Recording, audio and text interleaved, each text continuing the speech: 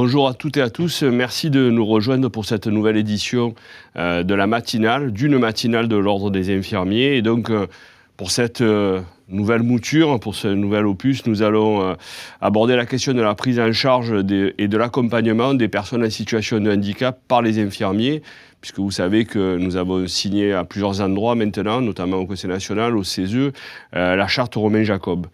Vous comprenez bien que c'est un sujet qui me tient, mais qui tient particulièrement à cœur aux infirmiers, parce que quand on voit l'état en France du nombre d'handicapés, qui oscille entre 2,6 millions à 7,6 millions, des personnes dépendantes ou pas, et puis de 15 ans ou plus, et Pascal parlera plus largement de ça, et qui vivent en logement ordinaire ou pas. Donc on voit que l'ampleur de ce que ça peut être, de ce que ça peut représenter comme population en France. Et c'est un sujet qu'on est obligé de traiter, d'inclure toutes ces personnes-là, qui sont les mêmes personnes que nous tous, et donc favoriser leur accessibilité, favoriser leur bien-être. Et donc, près de 310 000 personnes sont accompagnées dans des établissements et services médico-sociaux dédiés aux adultes handicapés, et 170 000 enfants et adolescents. Donc vraiment quelque chose d'assez important. Et plus différemment, 400 000 élèves en situation de handicap sont scolarisés. Et donc, c'est vraiment quelque chose dans le premier et le second degré en 2021 et 2022. Donc voilà le tableau général. Je suis obligé de dresser parce que ces chiffres sont éloquents et il faut vraiment que les infirmiers s'emparent de ces sujets-là. Et bon, après, bien entendu, et Pascal le dira, il y a des histoires et des situations personnelles et des situations familiales qui sont très, très diverses dans tous ces sujets-là. Et il faut qu'on y aille et qu'on y soit. Parce que, bien entendu, il y a une prise en charge médicale avec des conséquences qui sont difficiles sur l'état de santé. Mais la question de l'accompagnement et de la situation sociale avec, bien entendu, on le sait tous, un risque d'isolement qui est beaucoup plus prégnant qu'en population générale. D'ailleurs, il y a eu un rapport, alors les rapports de l'OMS, bien entendu, que l'on fait référence, sur l'équité en santé pour les personnes handicapées qui appelaient en urgence, mais l'OMS est souvent dans l'urgence malheureusement, on court derrière leur rapport pour renforcer les soins primaires. Et je crois qu'en France, on est en train, Madame la Ministre, de prendre le tournant de la prévention, donc on est en train d'aller vers ça et il ne faut pas que les handicapés restent sur le chemin là-dessus. Donc voilà. La HAS aussi a produit un rapport là-dessus, donc on mettra tous ces liens à la fin de la matinale sur les personnes handicapées et accueillies en établissement de soins médicaux et médico-sociaux. Et donc, qu'en est-il de l'accompagnement à la prise en charge à domicile ou à l'école? Et c'est pour ça qu'on a demandé à David Guillet, le président des FCPTS, de venir, et comment favoriser l'inclusion, finalement, des personnes en situation de handicap. C'est presque une grande première, mais c'est quelqu'un qui nous a accompagnés depuis tellement d'années que je suis très touché qu'elle soit là. Je le dis vraiment avec émotion parce que Fadila Khattabi, vous êtes un ministre délégué en charge des personnes handicapées et vous avez bien compris que ce sujet nous a intéressés. Madame la ministre, merci. Merci d'être venue et vraiment bonjour. Et on va participer, vous allez participer au débat et c'est vraiment quelque chose qui me fait beaucoup plaisir. David Guillet, on ne le présente plus. Un infirmier président de la FCPTS. C'est quand même quelque chose d'exceptionnel. Et en plus, sur les territoires, quelque chose de vraiment bien, qui permet justement de déployer et de pousser les infirmiers dans les FCPTS, de pousser cette agrégation des professionnels entre eux, de façon à ce que ça marche mieux pour les prises en charge. Et c'est une volonté du gouvernement peut-être, mais c'est aussi une réalité dont la France a cruellement besoin d'organiser ces soins de ville pour que tout le monde puisse être pris. Alors après la vedette ici qu'on ne présente plus, Pascal Jacob, le président de l'association didactique, éternel globe-trotteur devant l'éternel, qui signe des chartes à travers le monde, et il nous en parlera, et c'est vraiment très sympa d'être venu. Et puis, peut-être la moins connue, mais qui gagne à être connue, Cécile Cordonnier, qui est chargée de projet annuaire de l'accessibilité des cabinets médicaux et paramédicaux chez APF France Handicap, qui a fêté il n'y a pas longtemps son anniversaire à laquelle j'ai été invité, et je vous remercie encore. Madame la ministre, encore une fois, merci d'être venue, et je sais que dans un emploi du temps aussi contraint, c'est un effort, c'est très bonheur, on enregistre bonheur, mais vous êtes là depuis juillet dernier, mais vous avez un long parcours et votre fille est elle-même infirmière. Je partage quelque chose qui est pas une private joke, mais qui est une réalité, donc l'attention que vous avez pour notre profession est peut-être plus particulière. Mais plus que tout autre poste, le vôtre nécessite, je crois, une force de persuasion et de conviction. Et je crois que dans la région de Dijon, vous avez déjà fait beaucoup preuve pour faire bouger les lignes. Je pense que ça, c'est essentiel. Pouvez-vous nous dresser un état des lieux et un bilan des actions engagées en faveur de l'inclusion pour la santé des personnes handicapées ? Déjà, cher Président, merci pour votre invitation. On se connaît maintenant depuis quelques années, une quinzaine d'années, où j'avais assisté, à l'époque j'étais conseillère régionale, vice-présidente de région, à l'universitarisation des métiers d'infirmier. Donc on se connaît effectivement depuis quelques années. Et donc je suis très heureuse d'être ici. Aujourd'hui, je suis ministre, après avoir été députée et présidente de la Commission des affaires sociales. Et nous avions eu l'occasion de nous rencontrer à ce moment-là pour parler effectivement d'accès aux soins et des personnes en situation de handicap. Alors déjà, j'ai effectivement un très très beau portefeuille et l'inclusion, c'est l'inclusion dans toute la société et ça dans tous les pans, c'est-à-dire l'accessibilité en termes des bâtiments, l'accès à l'emploi, l'accès à l'école et l'accès aux soins, qui est une véritable problématique de manière générale, l'accès aux soins. Et effectivement, donc je suis pleinement mobilisée et je travaille avec l'ensemble de mes collègues pour faire en sorte que la société véritablement soit inclusive et donc il faut se battre sur tous les pans. Donc moi je suis très heureuse. Nous avons effectivement en matière de prévention et d'accès aux soins encore beaucoup à faire. Les choses évoluent dans le bon sens. Et d'ailleurs, j'en profite pendant que j'ai la parole pour saluer l'ensemble du travail qui est mené par les professionnels de santé au sens large, mais y compris bien sûr par les infirmiers. C'est un très beau métier, très beau métier. Vous êtes d'ailleurs un des maillons, j'allais dire, essentiels dans la chaîne du soin, puisque très souvent, les infirmières, ce sont les premières personnes infirmiers, puisqu'il y a aussi, Monsieur le Président, des infirmiers. Ce sont des métiers quand même, et essentiellement féminins malgré tout. C'est vraiment les premières personnes qui interviennent notamment beaucoup à domicile, ou vous l'avez dit, dans les établissements qui reçoivent des personnes en situation de handicap, que ce soit des adultes ou des enfants. Donc, on le sait, ce sont des métiers à la fois, j'allais dire aussi, que c'est un métier qui a beaucoup évolué et qu'on a fait aussi évoluer grâce à certaines mesures et décisions que nous avons prises. Exactement. Pour que ce métier soit plus attractif. On sait qu'aussi, vous exercez dans des conditions difficiles, extrêmement difficiles. Et en plus, quand on intervient particulièrement à domicile, l'infirmière est souvent seule ou avec l'assistante de vie.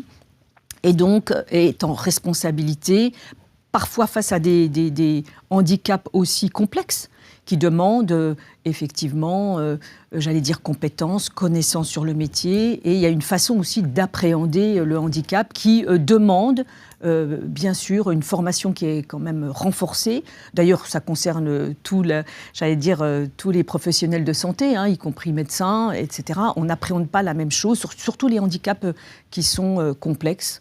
Je pense par exemple à une personne qui porte un trouble du neurodéveloppement, pour qui, effectivement, les soins, c'est compliqué. Donc voilà, après avoir dit cela, alors, en matière d'accès aux soins, il y a bien sûr beaucoup de choses à faire, nous l'avons fait. En matière, bien sûr, de prévention, et les infirmiers et infirmières sont là aussi pour faire de la prévention. Vous l'avez dit, en matière de prévention, on avait du retard.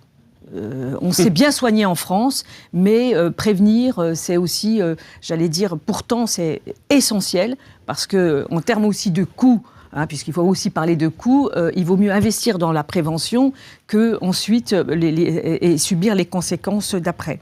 Alors, il y a aussi, j'allais dire, ce métier qui est important, puisque les infirmières en même temps sont aujourd'hui aux responsabilités, coordonnent aussi, parfois quand elles sont dans des établissements aussi, par exemple dans des établissements qui reçoivent des personnes en situation de handicap, des personnes par exemple qui portent un handicap comme Alzheimer aussi, et donc souvent elles sont en première ligne, doivent coordonner aussi les équipes d'aides-soignantes. Quand elles sont à domicile, parfois c'est elles qui donnent les informations indispensables, la transmission d'informations à l'assistante de vie qui est ici et qui parfois peut se sentir démunie.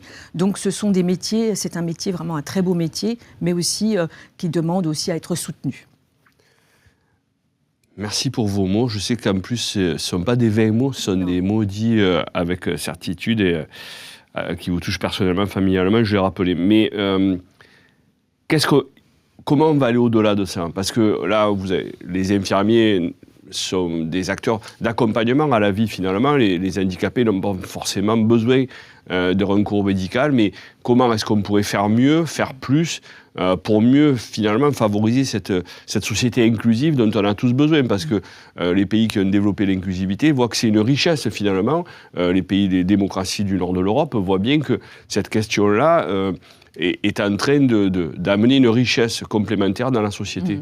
Tout à fait. Donc déjà, là, c'est pas moi qui vais dire le contraire. Je pense qu'il faut aussi faire en sorte que la formation qui est dispensée aux professionnels de santé et aux infirmières soit aussi à la hauteur et réponde aux attentes des personnes en situation de handicap. Ça me semble extrêmement important parce que parfois, et j'ai assisté à une table ronde au CHU de Angers, où là-bas, il s'agissait de médecins, mais on aurait pu aussi avoir des infirmiers. Un professeur a pris à bras-le-corps cette question, comment accéder aux soins, et quand on est, j'allais dire, jeune professionnel de santé, y compris d'ailleurs infirmier, et cela passe par la formation. Il y a des personnes aujourd'hui à qui on refuse, qui sont discriminées, d'accéder aux soins parce que, en fait, la personne ne sait pas comment appréhender cette problématique-là. Et donc, ce professeur Dinomé, qui a créé un module de formation qui s'appelle « Vie ma vie ».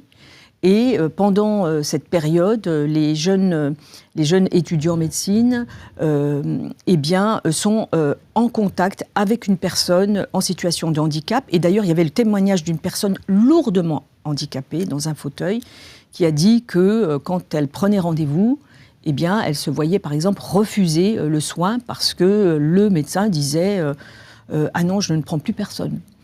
Et en fait, les étudiants en médecine expliquaient, alors évidemment c'est étonnant, je vous dis ça, j'étais sur place il y a 2 mois, les étudiants en médecine disaient en fait, on a besoin de formation parce que c'est terrible pour nous de refuser, mais parce qu'on ne sait pas comment appréhender une situation complexe avec une personne en situation de handicap. Une infirmière, c'est pareil, elle a besoin aussi d'être formée, d'être sensibilisée sur ce sujet-là, parce que parfois, face à des situations, on se sent démuni.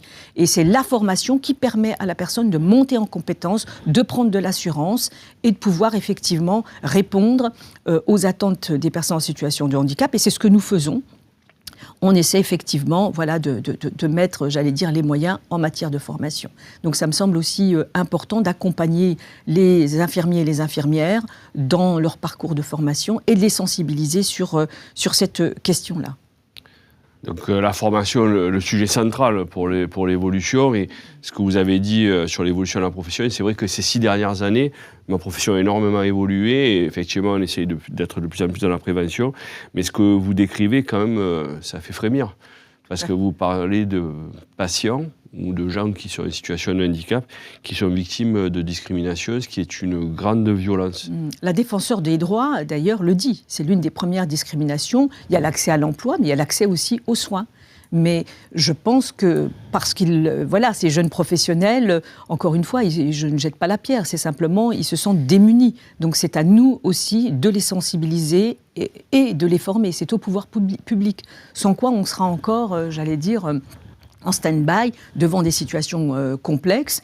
Et d'ailleurs, on a mis aussi les moyens, par exemple, comment appréhender par exemple certains soins quand vous avez par exemple une personne avec un trouble du TSA. Oui. Et donc qui a besoin effectivement d'être soigné. On a mis par exemple ce qu'on appelle aujourd'hui HandiBloc. On essaie en fait par région, et monsieur, je salue aussi tout le travail de mon voisin, de Pascal Jacob, là-dessus, n'est-ce pas? Vous n'allez pas me dire le contraire. Extrêmement aussi important, effectivement, donc pour certains soins, ils doivent pouvoir se faire, j'allais dire, sous anesthésie. Et pour cela, bien sûr, j'allais dire, il faut, déjà bien connaître le patient, et puis, pour faire les soins, et bien ensuite, faire les soins en one-shot, sous anesthésie, même pour des soins qui nous semblent j'allais dire, tout à fait ordinaire, pas complexe, mais au regard de l'handicap de la personne, on ne va pas l'anesthésier systématiquement pour chaque problématique, cela se fait mais en one shot, mais cela se demande une coordination de tous les professionnels de santé, de se mettre autour de la table et de se dire, voilà, nous allons faire tel soin et tel sous anesthésie, et donc ça se fait. Donc il y a quand même une prise de conscience. C'est comme aussi Handi Gynéco. Il y a beaucoup de femmes aujourd'hui, et là aussi, j'allais dire, elles ne peuvent pas, il n'y a pas de prévention, pas d'explication autour. Elles ne préfèrent ne pas y aller parce qu'il y a des problématiques d'accessibilité. Moi, j'ai eu des témoignages où des femmes se sentent humiliées parce que le cabinet n'est pas accessible, parce que la table n'est pas accessible. Donc, elles m'ont dit, c'est une humiliation pour nous que d'aller chez le gynécologue parce que ça n'est pas adapté, on n'est pas des paquets.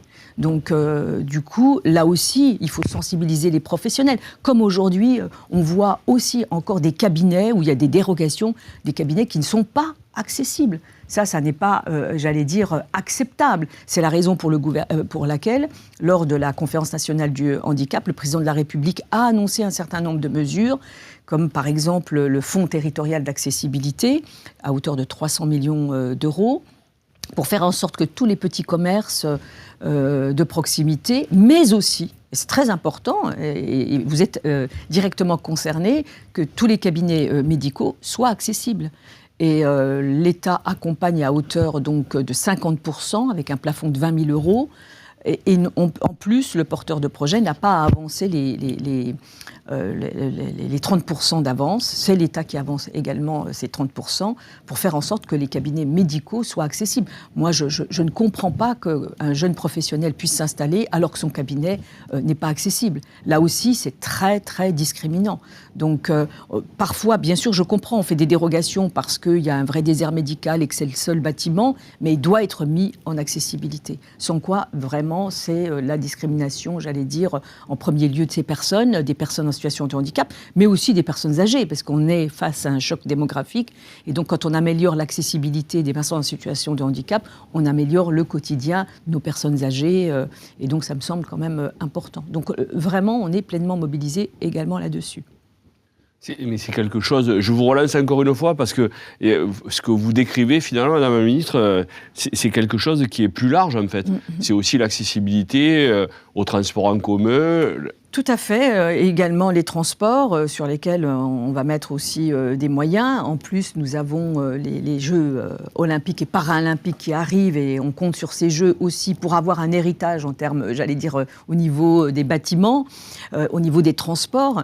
Mais et c'est un travail de longue haleine et qui va se dérouler sur plusieurs années. Mais je pense qu'il nous faut vraiment faire preuve, j'allais dire, de fermeté quant à l'accès, que ce soit l'accès d'ailleurs, bien sûr, aux bâtiments, mais l'accès aux soins me semble aussi vraiment fondamental. La défenseure des droits l'a encore rappelé. Il en va d'ailleurs, j'allais dire, de l'honneur de notre pays, de pouvoir bien considérer les personnes en situation de handicap. D'ailleurs, maintenant, dans chaque région, et j'ai fait une réunion avec les préfets référents au handicap, qui doivent aussi prendre à bras-le-corps dans les territoires ce sujet de l'accessibilité, ce sujet d'accès aux soins, accès bien sûr à l'emploi, à la formation, à l'école inclusive, partout. Et là aussi, à l'école, je compte, et généralement, c'est à l'école où on doit avoir une infirmière, un professionnel de santé, et souvent c'est une infirmière, pour faire en sorte que les enfants soient bien accueillis et faire en sorte que leur parcours de formation se déroule dans de bonnes conditions. Voilà, et c'est aussi de sensibiliser aussi les autres camarades quand on est dans une école, ce qu'est le handicap. Et je pense que les infirmières, elles ont un rôle là aussi, ce qu'est le handicap, ce qu'est la différence et comment on doit se comporter face à la situation du handicap. Pourquoi je dis ça ? Parce que quand vous êtes porteur d'un handicap, eh bien, un enfant, eh bien, il peut être aussi harcelé, a 2 fois plus de risques d'être harcelé. Les femmes aussi. Là, je compte aussi qui sont en établissement, subissent des violences sexuelles, et quand elles sont en situation de handicap, 2 à 3 fois plus dans les établissements. Donc là aussi, les infirmières, les infirmiers qui interviennent dans ces établissements doivent faire preuve de vigilance en se disant, parfois il y a en plus des personnes qui sont non-verbales, donc c'est à elles de voir à travers un examen, voir un petit peu à travers quelques questions parfois, eh bien, quand elles connaissent la personne, de voir s'il n'y a pas de problème de violence sexuelle ou violence physique faite à ces femmes-là. Donc là aussi, voilà, j'en appelle à la vigilance de toutes et tous. Merci beaucoup, Madame la Ministre, de vos mots, de ce que vous avez dit, effectivement, de ce que vous avez fait pour la profession. Le président de la République a beaucoup œuvré, c'est vrai, pour l'évolution de la profession d'infirmier, mais pour ces mots plus généraux, sur les personnes en situation de handicap et qu'est-ce qu'on peut leur apporter au quotidien, de la formation, de la prévention et du repérage, finalement, tout ce que font les infirmiers au quotidien. Et pour ça que je vais me tourner maintenant vers David Guillet. David, président de la Fédération des communautés territoriales professionnelles de santé, un infirmier président qui a succédé à un docteur d'ailleurs. Mais David, bon, on a l'habitude de se tutoyer, donc on ne va pas jouer un rôle différent. Mais est-ce qu'on peut faire un point sur le rôle des CPTS, leur déploiement au niveau national, déjà dans un premier temps? Alors oui, merci Patrick, merci Monsieur le Président et merci à tous les acteurs qui sont présents autour de la table pour cette discussion éminemment essentielle et importante. Les points sur les CPTS, couverture nationale d'environ 80% effective de la population française. On ne parle pas en termes de territoire, ce qui représente quand même près de 60 millions d'habitants couverts par un projet CPTS ou une CPTS active. Le nombre de CPTS ayant signé un accord conventionnel interprofessionnel est de l'ordre de 500 au jour d'aujourd'hui, avec une grosse montée en charge de l'ensemble des territoires en fait sur ces sujets-là, des territoires complètement couverts, notamment ultramarins. Et en fait, la première profession engagée dans les CPTS, ce sont les infirmiers, pour environ 28% des professionnels qui constituent ces communautés professionnelles territoriales de santé. Donc c'est dire l'engagement qu'il y a derrière ces communautés au travers de la profession des infirmiers. Le point sur lequel je voulais insister, sur la dynamique qui existe à l'heure actuelle, c'est-à-dire que le déploiement des CPTS est vraiment accéléré suite au discours du président Macron en septembre 2018, qui a lancé finalement l'objectif Ma Santé 2022. Il y a eu ce télescopage de la crise sanitaire qui a un peu ralenti la progression des CPTS dans un aspect administratif, mais non moins dans un aspect de dynamique territoriale, puisque ça a vraiment engagé cette crise sanitaire, la prise de conscience transversale, politique, professionnelle, organisationnelle, sur le fait que la bonne échelle devait être cette échelle territoriale. Et le sujet qui nous a trait aujourd'hui, sujet du handicap, vous n'êtes pas sans savoir, Madame la Ministre et Monsieur le Président, que la Fédération nationale des CPTS a signé à Auxerre au mois d'octobre dernier la charte Romain Jacob pour un engagement à la fois d'affichage et d'engagement vers justement cette pluralité des prises en charge au sein des CPTS et un meilleur accès aux personnes en situation de handicap dans une prise en charge au niveau des communautés professionnelles territoriales de santé. Ok, pour ce point, en fait, pour le coup, là, on décrit un dispositif où on fait de la politique en signant la charte Romain Jacob, en le faisant venir, en affichant, mais est-ce qu'on arrive à avoir une répartition homogène sur les territoires? Est-ce que les mesures que vient d'annoncer Madame la Ministre, de les rappeler surtout, cet engagement fort, financier principalement, mais également d'attention sur la formation des professionnels, sur leurs responsabilités, parce qu'il faut le dire comme ça également. Est-ce que de ta fenêtre, est-ce que c'est homogène sur les régions? Est-ce qu'on pourrait faire plus et plus précisément le rôle des infirmiers ou des solutions agiles que tu pourrais nous proposer? Alors, on peut toujours faire plus, parce qu'on l'a vu dans les différents exemples qui ont été cités par Madame la Ministre. En fait, on n'est jamais satisfait de ce qui peut en fait être en l'état actuel des choses. On le voit sur les différentes situations qui ont pu être citées ci avant. En fait, l'objectif pour nous de cet affichage, comme tu le dis, politique, mais réellement d'engagement, et Pascal Jacob sait à quel point c'est un engagement pour la Fédération d'avoir signé cette charte avec Madame la Ministre. L'objectif pour nous, il était vraiment d'envoyer un signal fort sur ce qui ne doit plus être, entre guillemets, de refus des prises en charge. Ce signal fort, c'était pour nous de se dire, il y aura un avant, où on a peut-être fait les choses pas parfaitement, et un après, où la Fédération nationale des CPTS accompagnera l'ensemble des CPTS en France, adhérentes ou non d'ailleurs, puisque dans l'ensemble de nos visites dans les différents territoires, qu'ils soient régionaux, départementaux, la Fédération va aussi s'appuyer sur les CPTS, sont pas forcément adhérentes à cette association nationale. Sachez qu'on a quand même 85% des CPTS qui ont signé la CI qui adhèrent à la fédération. Et c'est un vrai élan collectif, finalement, de mutualisation, puisque l'objectif de la fédération, et c'est peut-être un peu raccourci pour moi de dire ça, c'est finalement de fédérer autour de ce sujet handicap et de pouvoir mutualiser à l'échelle nationale, régionale, départementale, l'ensemble des ressources mobilisables pour permettre un meilleur accès à ces personnes, à la santé, mais pas que, puisque la CPTS a aussi cette vocation d'avoir une transversalité dans les approches sur le social et le médico-social. Des exemples concrets, j'en ai plein, et c'était pour reprendre les propos de Madame la Ministre sur des enjeux de coordination. On le voit bien qu'à cette échelle territoriale, il doit y avoir et il peut y avoir des mutualisations, notamment avec les structures hôpitaux de proximité, ou sur des cabinets qui ne seraient pas accessibles. Il y a des CPTS, je ne pourrais pas toutes les citer, il y en a à peu près une quinzaine déjà, et ça paraît peu, mais à la fois c'est réparti sur l'ensemble du territoire national, qui mutualisent avec un hôpital de proximité pour des prises en charge lourdes et complexes. Madame la ministre l'a expliqué tout à l'heure sur les accès au bloc opératoire. Là, les 15 que je vous cite, c'est sur des accès vraiment en difficulté, sur des interventions spécifiques.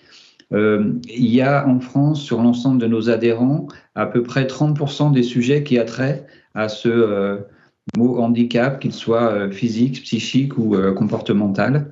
Donc c'est assez important. Et on voit s'enclencher cette dynamique post-Romain Jacob devant l'afflux des mails et des questionnements qui arrivent de nos adhérents sur la manière de pouvoir se mettre au mieux à disposition finalement de ces sujets.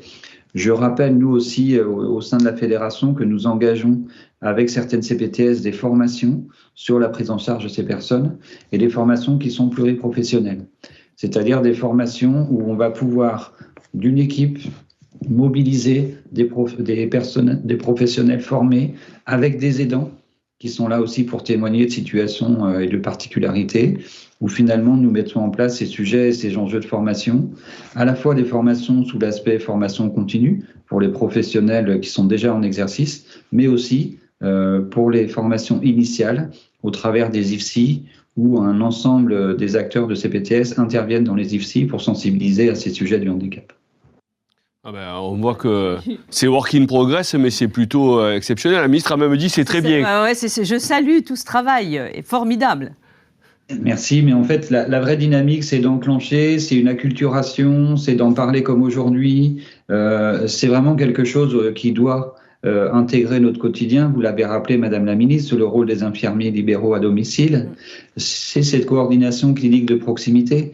Parce que parfois, c'est des crises d'alerte, c'est des appels de la part des aidants, des malades eux-mêmes, qui nous disent on est dans des situations où on ne sait plus. Donc, à l'échelle départementale, quand il y a une inter-CPTS, il y a cette forme de guichet unique qui propose aussi aux personnes en situation de handicap d'avoir un fléchage, une orientation au travers d'une coordinatrice de CPTS ou d'une coordinatrice départementale vers ces services qui pourront appuyer les besoins et répondre finalement aux problématiques du quotidien, puisque ça a été signalé, près de 5 millions de personnes vivent avec une situation de handicap et 300 000 à 400 000 sont en établissement. C'est dire le nombre de personnes qui vivent à domicile et qui doivent au jour d'aujourd'hui, finalement, apporter toute l'attention de l'ensemble des personnes qui a trait à leur vie au quotidien. Et j'insiste sur le rôle, vous l'avez dit aussi, Madame la Ministre, j'en terminerai par là, le rôle des assistantes de vie, des aides à domicile qui accompagnent au plus proche dans l'intimité ces personnes et qui parfois, elles aussi, peuvent solliciter des CPTS pour se dire comment on peut mutualiser, comment on peut faire. Et le dernier exemple, Patrick, que je mettrai en avant, c'est dans une CPTS, un cabinet infirmier était embêté parce que c'est un patient qui a été hospitalisé, qu'ils avaient en situation de handicap, avec un handicap qui malheureusement s'aggrave. Et en fait, ils étaient en difficulté de savoir comment elles pourraient répondre à son retour, compte tenu du temps à passer auprès de ce patient et de la charge de travail qui s'était accentuée. Le rôle de la CPTS a été de trouver finalement à l'échelle du territoire 3 cabinets infirmiers qui mutualisent la prise en charge et qui, une semaine sur 3, permettent aux patients d'avoir ce retour à domicile et permettent aussi aux professionnels d'avoir des temps où ils peuvent souffler sans finalement refuser ce patient et lui permettre de vivre dans son cadre habituel. Finalement, on est tous d'accord que la proximité et la connaissance des acteurs et la connaissance des patients, c'est un atout considérable finalement pour pouvoir faire en sorte d'assurer au mieux notre mission et au mieux l'inclusivité justement des personnes handicapées dans ce système-là et dans cette prise en charge qui est là. Je salue le départ de Madame la Ministre qui nous a vraiment fait le plaisir et l'honneur d'être là pour lancer cette matinale. Merci. Je voulais juste par rapport au CPTS, puisqu'effectivement j'ai vu leur déploiement et j'en ai une en Côte d'Or qui fonctionne très très bien et qui est vraiment très dynamique, et le rôle essentiel des infirmiers et des infirmières dans le cadre de ces CPTS, parce qu'effectivement, c'est tout ce travail de coordination et collaboratif qui permet effectivement d'améliorer le parcours de soins et l'accompagnement des personnes, et bien sûr, qui plus est, des personnes en situation de handicap. Donc voilà, bravo. Merci, Monsieur le Président. Merci Fadila d'être venue. Malheureusement, Madame la Ministre, mais déjà d'être venue, c'est exceptionnel à cette heure-là, cet enregistrement-là, et c'est très gentil encore une fois. À bientôt. À bientôt, merci encore.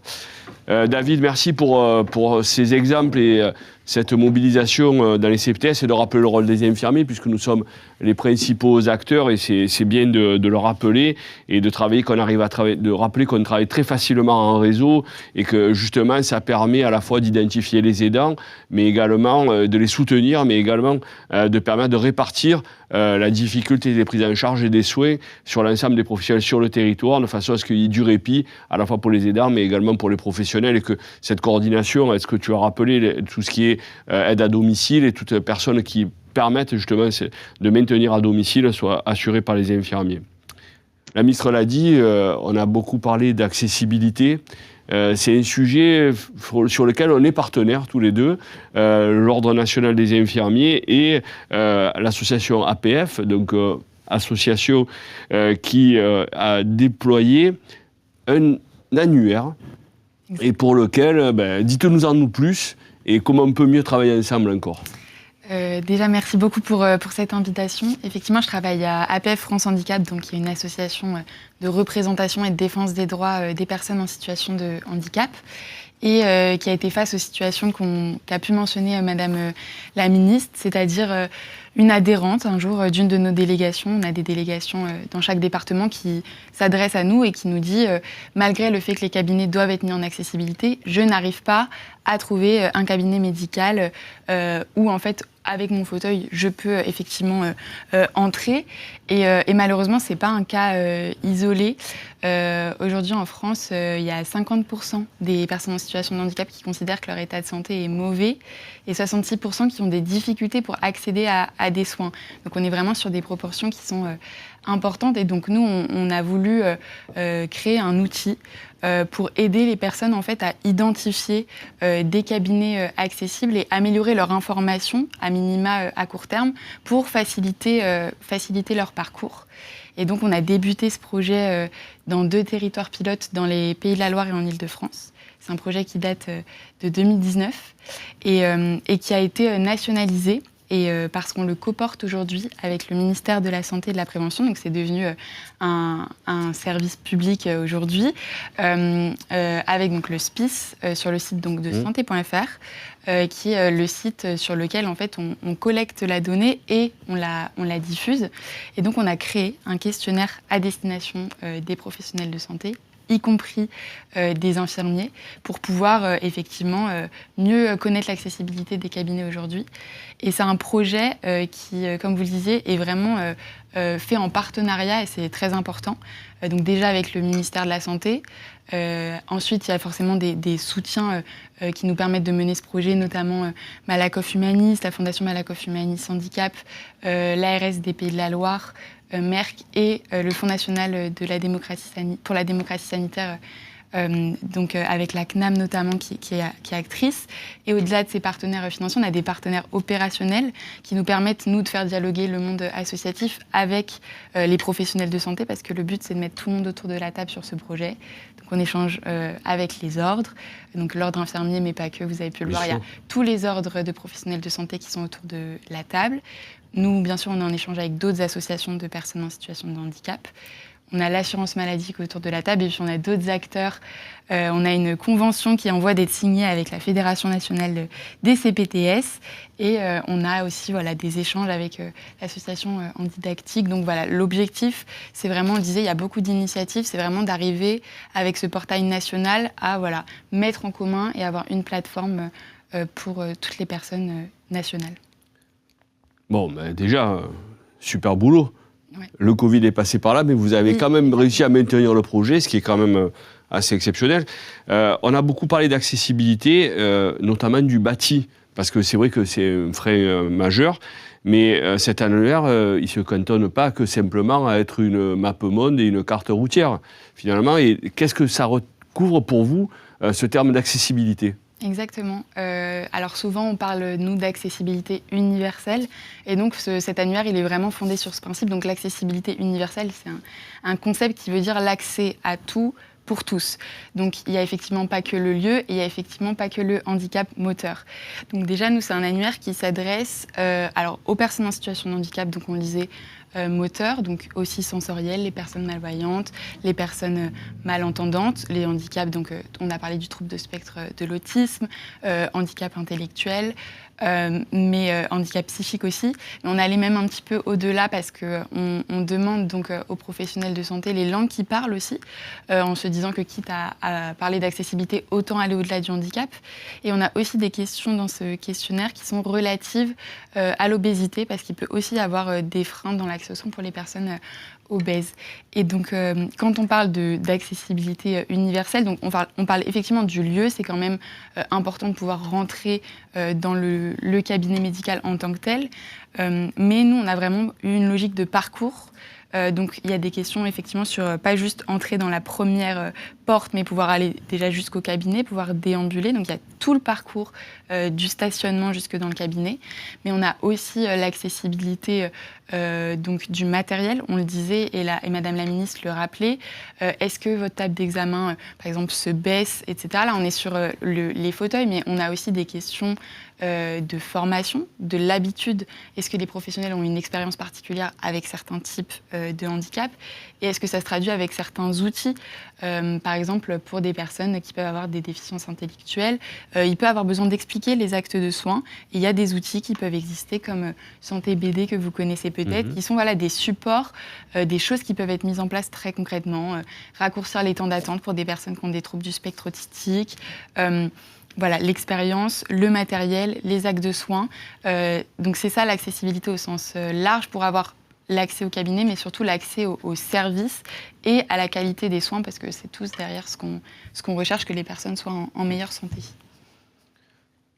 On ne va pas stigmatiser les cabinets qui voudraient s'inscrire sur votre site, mais parce que, comme l'a dit David, c'est quelque chose qui est work in progress et qu'il faut absolument qu'on développe et qu'on sensibilise de plus en plus. Mais est-ce que vous pouvez nous donner un avis, un nombre de ce que sont les cabinets infirmiers inscrits sur votre site ?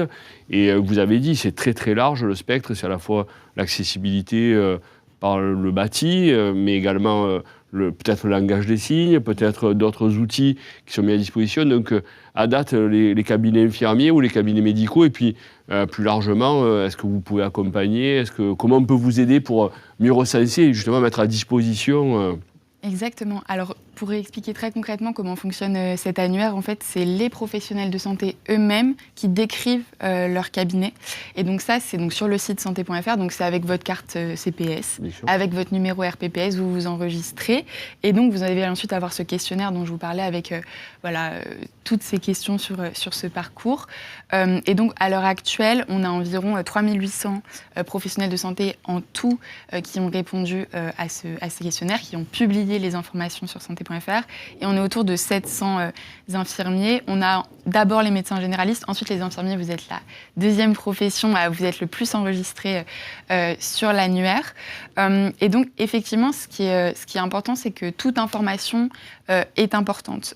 On invite vraiment tous les professionnels à s'enregistrer parce qu'aujourd'hui, on veut faire une photographie, comme je vous le disais, de l'état de l'accessibilité aujourd'hui en France. Et surtout, on veut aider les personnes, faciliter leur parcours. Et donc, faciliter leur parcours parcours, ça peut aussi être parfois savoir que ce n'est pas utile de prendre rendez-vous dans ce cabinet parce que malheureusement, je vais avoir un obstacle sur mon chemin. Mais nous, ce qu'on dit aux professionnels de santé et notamment aux infirmiers, déjà la première chose, c'est que vous avez la grande chance, pour la plupart en libéral, d'aller aussi à domicile. On en parlait, donc déjà cette barrière du bâti, elle peut tomber et elle fait que vous êtes quand même particulièrement accessible pour les personnes parce que vous vous rendez à domicile. Et ensuite, on invite à répondre à ce questionnaire déjà parce que ça vous permet aussi de vous rendre compte des questions que se posent les personnes avant de prendre un rendez-vous médical. Et ça, c'est aussi très important. Nous, on a un enjeu de sensibilisation. Et donc ça, on vous invite à le faire pour vous rendre compte. Et même si vous allez vous dire, mais qu'est-ce que c'est ces questions? Je ne me les suis jamais posées. Effectivement, les personnes, elles sont obligées de se les poser tous les jours. Et donc, ensuite, peut-être que vous pensez ne pas être accessible pour un certain type de handicap, mais vous l'êtes peut-être en réalité pour d'autres personnes qui ont besoin d'ajustements qui peuvent être moins importants que des travaux et mettre une rampe d'accès devant chez vous, même si on vous invite à le faire. Et donc, il y a aussi cette idée ensuite que les personnes ne vont pas avoir une étiquette, comme vous le disiez. On n'est pas là pour mettre un label sur le professionnel. D'autant que ça ne veut rien dire parce qu'être accessible à une personne n'est pas l'être pour une autre. Et on donne en fait une liste d'informations aux personnes qui vont sélectionner leur type de handicap et qui vont avoir une description en fait de votre offre. C'est juste, voilà, aujourd'hui souvent on dit que je suis accessible ou non aux personnes à mobilité réduite. Là, c'est dire à une personne malentendante, oui, j'ai une boucle magnétique où je parle la langue des signes française. À une personne autiste, je peux prendre plus de temps, je sais faire attention à la luminosité, j'ai des outils.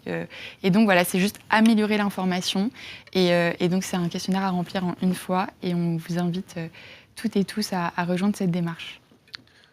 Donc en fait, on va mettre, en même temps que cette intervention-là, on va mettre la vidéo pour expliquer le pas à pas, de façon à pouvoir permettre justement à développer que les infirmiers, quand même, je vais le rappeler, mais David le sait, c'est 150 000 professionnels infirmiers libéraux qui sont répartis sur le territoire, et on sait qu'il n'y a pas de désert infirmier. Et quelquefois, les personnes en situation de handicap n'ont pas forcément également besoin de recours à un médecin. Et l'infirmier peut, avec maintenant beaucoup d'évolution pour notre profession, et notamment le transfert de la compétence des plaies et cicatrisations, qui est un vrai sujet, peut être pris en charge de façon totalement autonome par l'infirmier, au travers de l'alerte par les CPTS, mais également dans le cabinet ou aller au domicile. Et donc, il y a beaucoup de choses qui peuvent être faites. Et donc, j'incite vraiment tous les infirmiers à suivre ce petit tuto pour laisser inscrire, peut-être battre les cabinets de médecins qui sont déjà enregistrés. Mais il n'y a pas de concurrence puisqu'on est complémentaires. Mais vraiment que les infirmiers, parce que 150 000 professionnels, finalement, que 700 à 800 cabinets inscrits, je pense qu'on a une marge de progression assez importante. Et c'était le but de cette matinale, d'être là et de faire ça.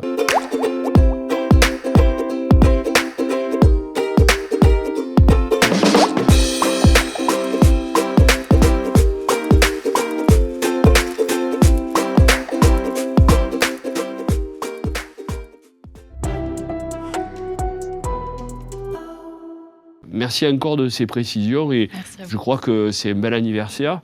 Là, votre association, cette année, c'est fête les 90 ans exactement de notre association. Donc on voit bien une mobilisation forte avec des présidents qui ont été des figures marquantes de l'association, qui l'ont porté jusque-là. Et merci encore d'exister et merci d'être là aujourd'hui. Je ne sais pas si on peut dire qu'on garde le meilleur pour la fin, mais je vais le dire comme ça. Bon, on ne présente plus Pascal Jacob. Et il ne va pas se présenter, mais qu'est-ce qu'il va nous dire d'un didactique ? D'abord, merci, Président, cher Patrick et cher David.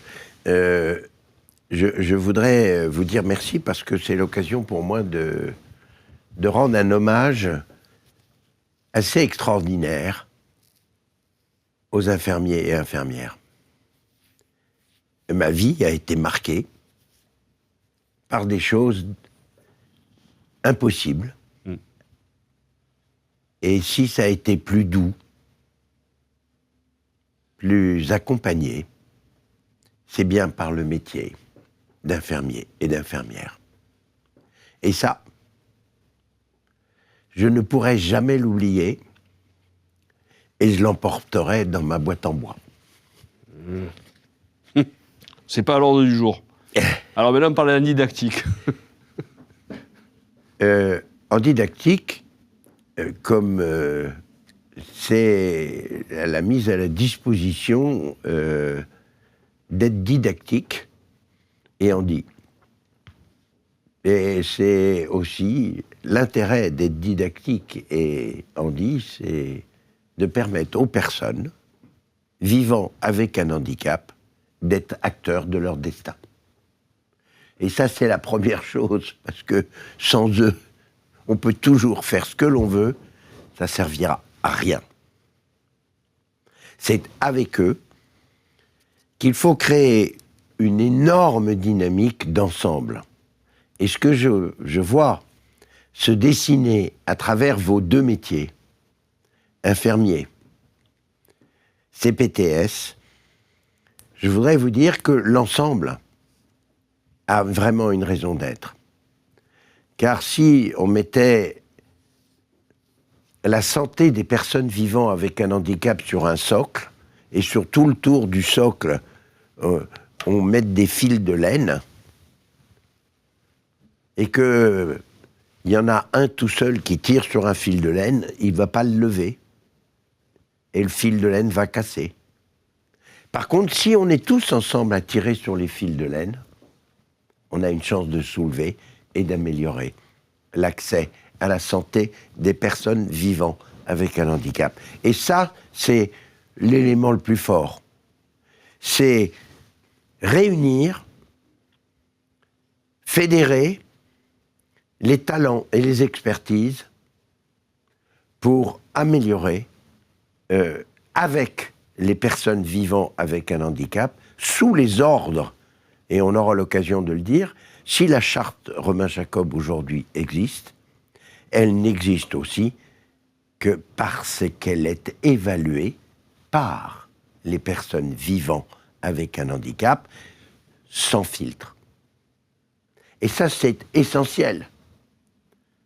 Je vous le dis, et c'est une bonne nouvelle, nous allons atteindre cette année 200 000 questionnaires pour nous guider.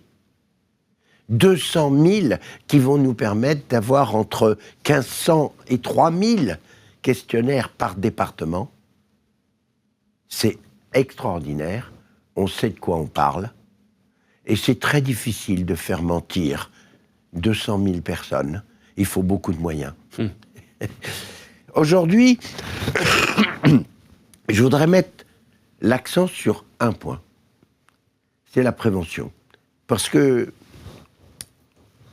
à Toulouse, j'ai été, il y a quelques jours, travailler avec le centre de cancérologie, l'Oncopole.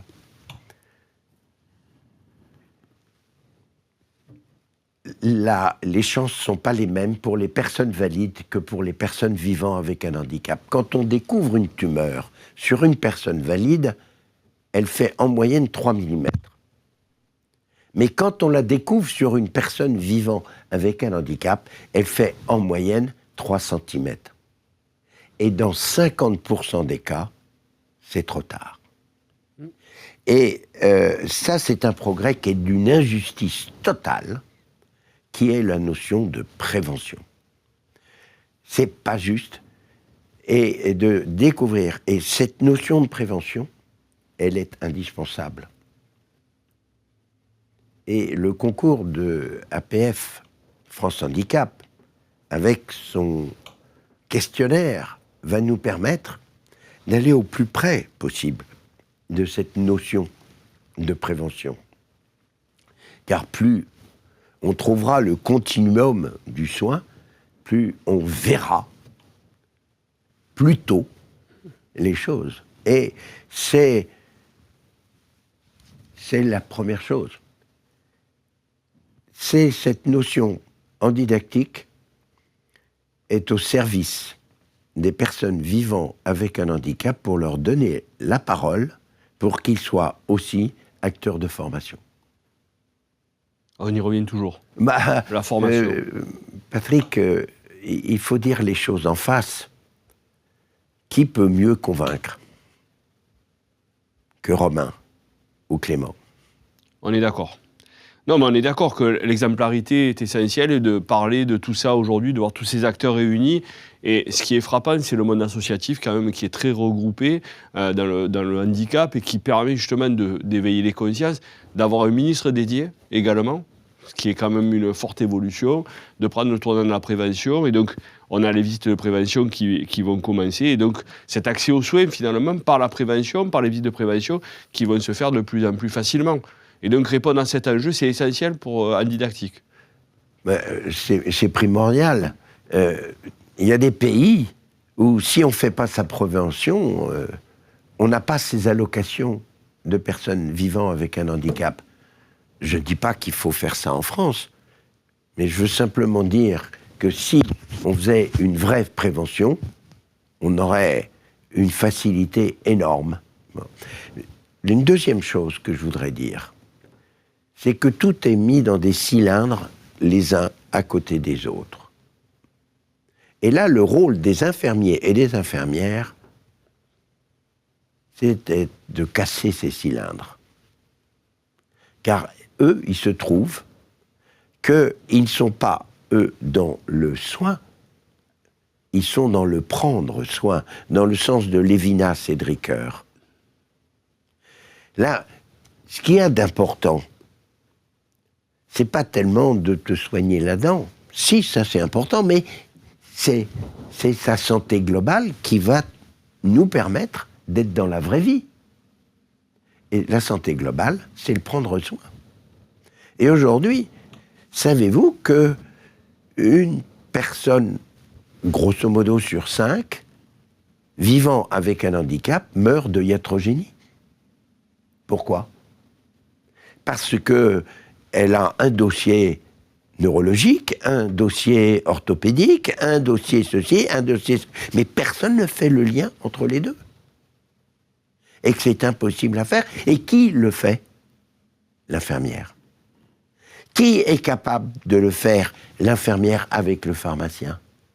Qui est là? Nous allons ensemble.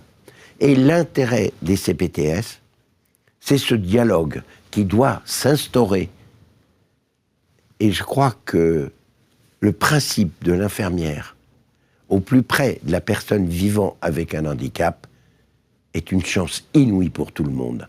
Est une chance pour la personne vivant avec un handicap, qui est le premier expert de son handicap, et qui est la seule à avoir l'expérience de vivre avec. Mais c'est valoriser cette personne. Il ne faut pas que le mot handicap veut dire incapable. Et si le mot handicap veut dire incapable, ils ne seront jamais dans l'école. Par contre, si on valorise une personne autrement capable, à ce moment-là, on va valoriser tous les métiers qui les entourent, et primordialement l'infirmier, l'infirmière, qui va avoir un rôle d'écoute de cette expertise et une écoute de l'expérience de vie. Lorsqu'on a parlé tout à l'heure avec la ministre, elle l'a évoqué, on a parlé d'handibloc. Le rôle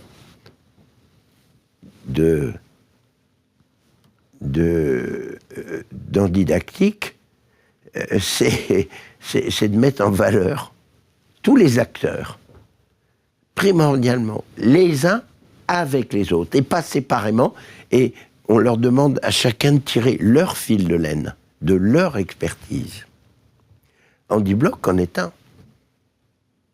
C'est difficile de mettre dans la main d'un chirurgien, d'un anesthésiste, d'un infirmier, d'un patron de bloc, enfin, vous connaissez, vous, mieux ça. Et qui est, encore une fois, capable de coordonner tout ça? L'infirmier, l'infirmière. Et c'est comme ça qu'Handibloc est en train de naître. C'est comme ça qu'en Suède, Handibloc est plus fort que les autres. Et ça, parce que ce sont des métiers qui sont capables de fédérer des compétences et de les faire travailler ensemble.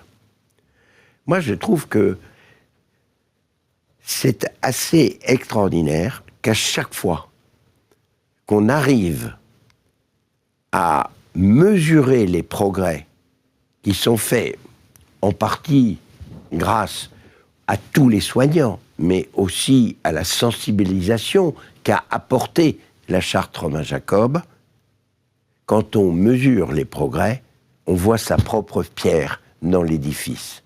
Et pour mesurer sa propre pierre, c'est valoriser son propre métier. Et ça, je vais vous dire, à chaque fois que je vais dans un IFSI, à chaque fois que j'ai l'occasion de travailler avec des amis de l'APF, de l'UNAPI, de toutes les organisations. J'étais avec les PEP il y a quelques jours à Nice, et là nous avons travaillé et on s'est rendu compte que on avait énormément de travail à faire pour les enfants. La première chose qui était difficile, c'est le diagnostic précoce. Le diagnostic précoce, qu'est-ce qui va le découvrir? Qu'est-ce qui va allumer la lumière qui va faire qu'on va chercher un diagnostic? C'est l'infirmière qui s'occupe d'une crèche. C'est l'infirmière d'un camps. C'est l'infirmière d'une école qui dit, tiens, il y a un truc là, il faut qu'on vous aide. Ça fera que, aujourd'hui, le diagnostic d'une personne autiste se fera beaucoup plus tôt. Parce qu'on aura formé. Moi, j'ai besoin que nous arrivions à travailler. Il y a une chose que sait très bien faire l'infirmière, c'est de travailler avec les familiers. Qu'est-ce que c'est qu'un familier? C'est une personne qui connaît bien. Moi, je suis un familier de Clément. J'étais un familier de Romain. Eh bien, sans moi, t'arrives pas à me soigner. T'arrives pas à le soigner. Et qu'est-ce qui a fait que un des progrès les plus fantastiques que nous ayons eus dans le cadre de la charte Romain-Jacob, ça a été l'accompagnement. L'accompagnement est passé de 20% en 2014 à 85% en 2023. Pourquoi? Parce qu'on a compris que l'accompagnement, surtout par un familier qui connaît bien, était source de succès du soin. Voilà ce que fait le petit métier du postier que je suis. Oui, on est tous d'accord sur la coordination, sur le fait que l'infirmier en proximité soit en capacité de prendre en charge, mais également d'être à l'écoute des aidants, parce que toi, tu dis familier, le terme consacré, c'est aidant, mais c'est la vérité qu'on doit s'appuyer sur les ressources et que la connaissance qu'a dit David tout à l'heure sur à la fois la connaissance des professionnels, mais également du contexte, est essentielle pour assurer une prise en charge qui permet. Et les associations sont également essentielles pour être un peu le poil à gratter ou secouer un peu les professionnels pour leur rappeler à leurs obligations et à leur... Pourquoi je dis familier ? Je dis familier parce que ça valorise la personne, l'aidant, plus que aidant. Parce que quand tu es un familier, tu es un aidant. Tu peux pas être. Tu peux pas. L'intérêt du familier, c'est qu'il connaît très bien. On m'a même dit qu'à certains moments, les tutelles étaient des familiers. Mais non, c'est pas vrai. Elles connaissent pas. Et ce que je voudrais, c'est différencier tout ce qui va pouvoir valoriser les métiers, les situations autour de la personne vivant avec un handicap. En premier lieu, j'ai une expérience qui me paraît extraordinaire et qui a été initiée par David et par ses équipes. Nous avons maintenant des réunions de CPTS, de rencontres avec des personnes vivant avec un handicap dans les hôpitaux. C'est fabuleux. Donc, tout le monde peut parler, peut échanger, mais on n'ose même plus dire que ça ne marchera pas. On dit on peut. Et dans 90% des cas, ce qui a été soulevé à Brest, à Caen, c'est extraordinaire. Il y a eu des solutions qui sont advenues tout de suite. Moi, je dis, ce dialogue aujourd'hui, c'est le plus fort. Voilà. Et il faut des CPTS, avec tous les talents des CPTS dans une ville. De le faire à l'hôpital, ça oblige les gens de l'hôpital de l'écouter. Ça oblige de dire, on n'a pas été bon dans la prévention, on n'a pas été bon dans l'accompagnement. Et je crois que c'est ça notre tout petit travail. Mais c'est pas nous qui sommes... On est les postiers. C'est peut-être les postiers, je ne sais pas, mais en tout cas, David, tu veux dire un mot là-dessus, sur cette organisation, finalement, c'est ces CPTS qui travaillent dans les GHT et qui permettent ce lien? En fait, la CPTS était l'échelon manquant finalement dans les prises en charge parce que c'est une identification du territoire duquel la personne appartient. Et l'hôpital ne savait jamais trop à qui parler. Et la structuration CPTS, finalement, donne une identité géographique de l'endroit où vit le patient. Et la mutualisation, la transversalité dans les prises en charge permet aussi à la CPTS, qui regroupe un nombre incalculable de professionnels à l'échelle justement des territoires identifiés, d'avoir un dialogue de pair à pair avec l'hôpital et de pouvoir faire entrer dans l'hôpital pour des problématiques de l'amont, de l'aval, d'une prise en charge globale, d'un parcours fléché, l'ensemble des acteurs, y compris l'aidant ou le familier, comme le décrit Pascal. Et c'est ça aussi la force de mobilisation des CPTS, c'est d'arriver à réunir un ensemble de personnes au service d'eux. Et je rejoins Pascal sur ses propos sur la prévention, puisque dans la CPTS, les préventions, c'est pas encore assez appuyé, c'est l'axe 4, ça va venir, mais les moyens qui y sont dédiés, ils sont trop limités. Et c'est là-dessus qu'on doit pousser le curseur pour que vraiment il y ait un vrai travail de prévention qui soit fait, pas que sur le handicap d'ailleurs, mais sur l'ensemble des sujets qui a trait à la prévention. Effectivement, on voit bien que le système est en train d'évoluer fortement. Et moi, ce qui me choque, mais ce que je trouve le plus essentiel, c'est qu'on en avait parlé il y a quelques années, c'est qu'on avait fait des matinales là-dessus, c'est que les infirmiers soient les moteurs, en fait, de cette nouvelle organisation territoriale, parce qu'on est aussi en ville et à l'hôpital. On n'est pas le maillon faible, mais le maillon fort, finalement, parce qu'on arrive à travailler de pair à pair. Et ce que dénonce un peu Pascal Ancreux, c'est qu'on est des généralistes, même si dans notre profession il y a des spécialistes et des IPA, mais on est des généralistes de l'homme en général, une prise en charge holistique et pas une prise en charge d'organes, surtout. On voit la personne dans sa globalité, et donc à partir de là, on est mieux à même. David en est répertorié sur le territoire, en ayant au sein de la CPTS et en connaissant le GHT, la capacité d'organiser les choses pour une plus grande inclusivité et finalement une meilleure prise en charge et justement en faisant basculer le système vers la prévention. Un petit mot pour conclure? Je dirais que dans ce rôle-là aussi de l'infirmier, de coordination, j'ai parlé du fait qu'on avait besoin que vous inscriviez, mais c'est aussi un outil qui ne va pas servir qu'aux usagers. Il y a aussi toute cette idée de continuer à mettre en lien les professionnels.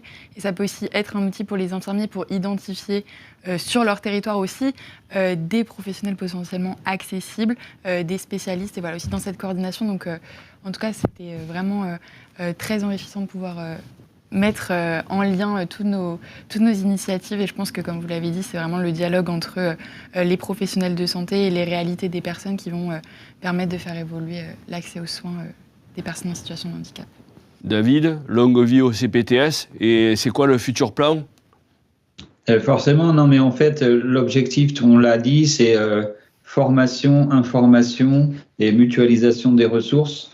Une CPTS, c'est aller dans l'hôpital quand il y a une prise en charge complexe. C'est l'hôpital de mutualiser ses ressources et de faire déplacer certaines équipes mobiles, notamment pour l'aménagement avec la famille, pour anticiper une sortie. C'est tout ça, c'est de faire du lien et c'est le rôle finalement que se dédie la CPTS, c'est coordination des acteurs à tous les niveaux. Merci David. Pascal? Eh bien, nous allons bientôt avoir 10 ans. La charte Romain Jacob va avoir 10 ans. Et le thème que nous allons mettre en avant, c'est tout ce que l'on va faire pour les personnes vivant avec un handicap sera bénéficiaire pour toute la société. Parce que chaque fois qu'on avance pour le handicap, parce que c'est la loupe qui met en exergue les progrès qu'il faut faire, eh bien, ça sera valable pour toute la société. À vous deux, vous faites 100 ans, donc. Et donc, bon anniversaire cette année et bon anniversaire à venir pour l'année prochaine. Merci encore à chacun de vous avez parlé et puis de la ministre d'être venue, de vos interventions, de vos éclairages. On a fait ça pour agiter les idées, pour mettre en exergue les ressources d'un côté, ce qui existe et ce qu'il faut qu'on valorise, ce vers quoi les infirmiers doivent tendre, parce que c'est le bon niveau de prise en charge, et Pascal l'a très bien rappelé, l'accessibilité, mais pas que des locaux, c'est essentiel également. Et une des solutions, c'est les CPTS. Moi, je pense que c'était essentiel qu'on organise cette matinale parce que nous sommes signataires de la charte Romain-Jacob, on a des relations avec APF, on va travailler plus avant avec vous. Les CPTS, vous l'avez vu, elles sont pleinement mobilisées au travers l'infirmier président de la FCPTS, David. Et je peux vous dire que c'est un sujet de toute façon qui est dans le code de déontologie des infirmiers et donc sur lequel l'ordre sera très vigilant et continuera à suivre ces projets, ces développements et certainement un autre rendez-vous peut-être pour un autre anniversaire. Mais en tout cas, merci encore à tous d'avoir pu assister et nous apporter tout ce que vous avez pu dire aujourd'hui sur cette situation très particulière et je vous dis à très bientôt. Merci pour l'invitation. Merci beaucoup. Merci beaucoup. Salut David. Merci. Au revoir. Au revoir.